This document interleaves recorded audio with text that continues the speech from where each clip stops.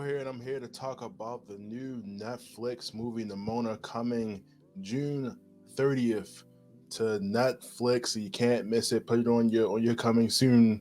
Check your coming soon category. It's going to be right there. But I'm here to review the movie that I was able to get a early screening for, able to watch it a little bit early. But it's going to be coming June 30th. Let me start and get this out the way. This movie, Nimona. People don't be upset. I mean, because people going to find some reason to, they're pushing the agenda. They're trying to shove it down your face. Look, it's not the message of this movie at all. If you watch this and you feel that way after you think about it, then you clearly watched the wrong movie. Because that's not the message that they're trying to push. But I will clearly tell you, because it's in your face. It's right there. This movie is clearly allegory for a lot of different things. Specifically a lot of things in the LGBTQ community. And I can tell you right now, I'm not the person to deep dive into that during this review. I'm sure there's going to be so many others. But I'm not oblivious enough to miss a lot of the simple messages that are in the movie. You see a lot of things as far as like the discrimination, the lack of distrust, not knowing information, not showing common decency towards people, judging people for being different, and then just wanting to feel loved by everyone, just wanting just the smallest little bit of human compassion and decency, and I think that's the message of this movie is there. They're hitting you with it, so you can't miss it. It's definitely there. We have a lot of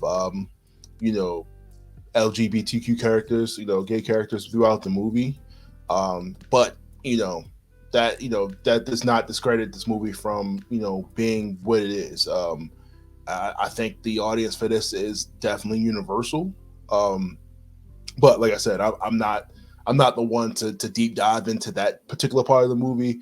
But on that note, I'm just gonna review the everything else about the movie as well. I mean, I can't avoid that, but I'm gonna talk about the movie. So let's talk about the story here, right? Like for Nimona, I didn't know what this was gonna be. I hear shapeshifter and I get excited. The cover art. So the knight in a futuristic medieval world is framed for a crime he didn't commit. The only one who can help him prove his innocence is Nimona, our teenage shapeshifter here, who they happen to be she happens to be the sworn enemy of the kingdom that everybody is set out to destroy. The monster, right? The evil. Yeah, so it's another thing you can't miss. The monster, the evil, which is Nimona. The kingdom is set out to destroy and get rid of her. Let's just talk about the backdrop, which I thought was confusing. I'm very confused as to why they decided to choose this this particular setting.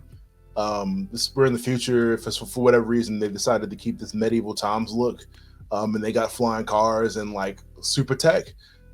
Just kind of weird. I particularly did not like this. Just the backdrop and the setting and just everything, the location of this. I wasn't feeling it. I thought we were gonna go with like I feel like if we're gonna go cyberpunk, which it was nowhere near, but they were trying to do like this world of tomorrow look, and maybe that was done intentionally. Like this is supposed to be the ideal of what tomorrow is supposed to look like, and yet we're still dealing with the stupidest things, such as, like I said, showing common decency and not realizing that everybody that's different is not the enemy. It's not the monster. But yeah, I didn't like the medieval times, like futuristic setting here. Our characters in the movie, which let's start off with the voice actors for this. Like, we get some big stars here. We got Riz Ahmed, who's playing Ballister, our main character, the one who was portrayed in this movie. Chloë Grace Moretz, who is playing Nimona, our main shape-shifting teenage badass here. She's in the movie, and surprised to say, she does a pretty good goddamn job. For a second there, I didn't even know that it was her until like the credits pulled up, and because I didn't do any research or anything going into this movie. I didn't know it was her. She does a pretty solid job of voicing this character. I mean, she almost fits the role perfectly. So I had no issues with her. I definitely would like to hear more voice acting from her in the future. As somebody that's watched a lot of dub, but watched a lot of cartoons, stuff like that. Like I said, she did a good job. I don't think there could be any complaints in the department of them using like a big star like as she is for this role. And I know it's like a big thing against using big Hollywood actors, for voice acting, because sometimes they just really suck and they don't be putting any effort in. But no, you can tell she really put the work in for this role, and I appreciate it. Eugene Lee Yang, he's playing Ambrosius. He's the other knight in this movie. He does a pretty good job. He's funny.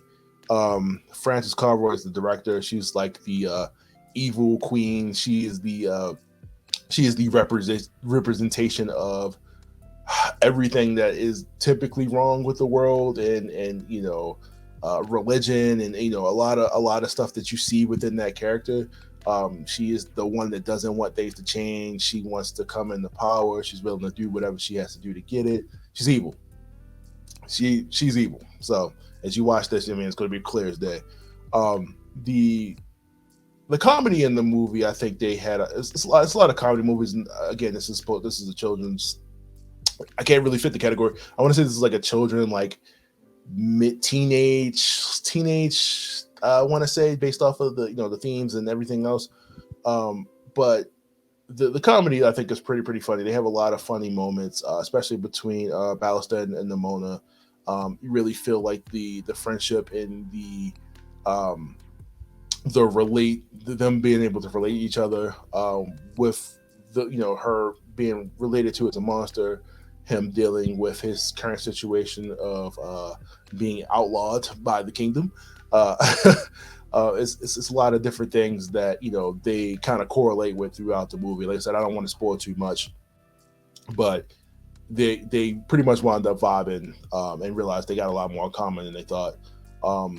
The animation throughout the movie, starting to see a lot of movies kind of use the similar animation style. When I looked it up, I think this movie was supposed to have been done back in like 2021, through to whatever, it was held off. But I'm starting to like this kind of How to Train Your Dragon style, that I'm seeing a lot of movies use, and that's usually through DreamWorks. And I know Netflix had a deal with DreamWorks, so don't hold me to that. I'm not 100% sure. That could be a lot of the reason why you start to see a lot of that similar animation. And I'm not saying it's bad. I definitely thought it was really good. It definitely fit the like aesthetic of the world. Nimona's transformations were freaking cool. I really like how they did that. That was flawless. A lot of the backdrop was done was done very well. It looked good. You could definitely tell there was a lot of time and effort and legit money put into this. And I definitely want to see this movie kind of get a shine here. Everybody that worked on this, every time I see animation and you see that long list of credits, I want everybody to get their due when these movies come out, because like this looks really good. I think, me personally, I'm just tired of seeing that animation. And I don't know. I don't want to say like the industry is like stagnant. Like I feel like once you see movies like Spider-Verse and certain animated movies, and I hate to reference this, but like Dragon Ball Super Broly and the last One Piece movie, like those movies like have chosen to do a mixture of like the CGI with like its traditional animation. But this is good. Like I said, the animation is good. But like I said, I think I'm just personally kind of tired of seeing this particular style. But I do think that it works, like I said, and it looks clean. The music in this movie, they use a lot of like modern music, which is even weirder. Because like this is supposed to be like the future, but again, it's a cartoon. I'm not about to hold it to any like specific, but I think the choice of music is fun.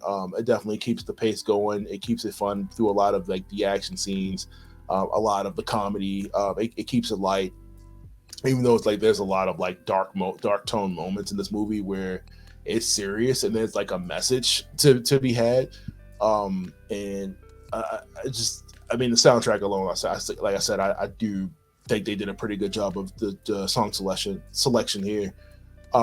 Overall, I mean, like I said, I did like the movie. I'm not gonna say it was a little too long.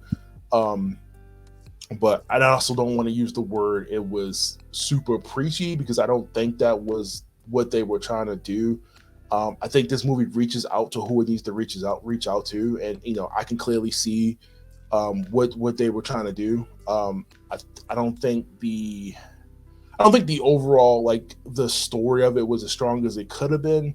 I feel like I could have used a little bit more background for some of the characters, because a lot of it is kind of rush through, rush through. Let's hurry up and defeat this. And in many moments of the movie, I thought, okay, this is going to be the end. I'm like, no, it's like 50 minutes left.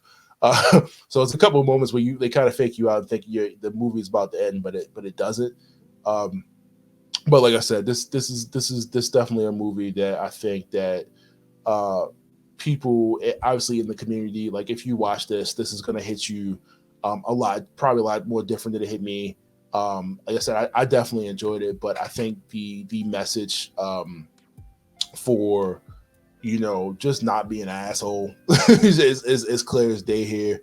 Not treating people different. It's crazy how we have to keep saying this even in 2023, to just be kind to people, be nice. If somebody's different, man, like, just talk to them. You don't know what anybody's going through, and I think that's a little bit of the message of this movie. Like, just talk to people. You don't know what they're going through. Don't always try to find questions to answers that you don't need answers to. But the movie sums it all up. Sums it all up pretty much by the end of it all. And they have this is not a spoiler, but they have a bit of a thing at the end, like after the credits, where they pretty much said, if you need to reach out to somebody, you need to talk to somebody about anything that's going on in your life, any stuff related to the situation, that you could reach out to, and they added that right there. So this is definitely even more clear of a sign that this movie is using it. I want to say using this platform to really speak out and speak this message with this fun animated movie. I do recommend it. Again, it's going to be some people that are just going to flat out hate it just because they think there's going to be an agenda, or everybody's gay or whatever. That's not the case at all. Like I said, the movie's fun. Not a perfect movie. Like I said, as I just told you, I had my issues with it in terms of some of the story, and just like I said, me personally, I'm just tired of seeing that animation, but it works. It works for the movie. I thought the voice acting was phenomenal. I thought the music was phenomenal. This has the potential to keep going, or maybe be more, based off of how this is. But I'm not going to say any more than that. All I'm going to say is, if put it on your list, June 30th coming up on Netflix. And this is, you can definitely tell the labor of love and the message that they wanted to get out there. It definitely gets out there. So if you open your eyes up, you're definitely not going to miss it. You open your ears up, you're definitely going to hear it. So check it out. Nimona coming to June 30th to Netflix. And I can tell you, it's worth your time. It's only like an hour, 20 minutes, hour, 30 minutes, but it was worth the watch. Fun movie. You can watch it with your kids. It's not gonna hurt nobody, man. It's not gonna turn anybody. Don't be weird. But check it out. Like I said, Netflix, June 30th. And let me guys know what you thought about the movie in the comments below. I'd love to talk to you about it. Maybe give me a little bit more insight on some stuff that I might have missed. But like I said, leave a comment and check out the movie on June 30th. And I'll see you guys next time for another review. See you.